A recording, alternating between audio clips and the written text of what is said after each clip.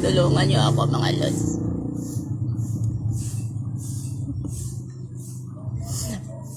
Para lang po.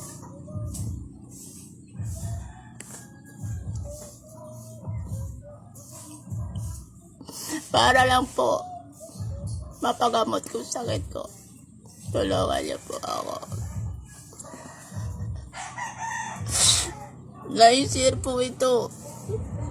Marami po yung mga buto na kuha ko sa puwit ko.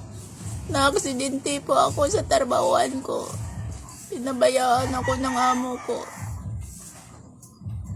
Kahit kunting tulong walang binigay sa akin. Ay, ito, masama na ngayon ang nangyari sa akin. Pangalod.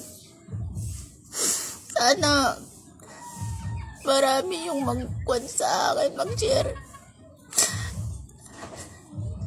Dito sa TikTok.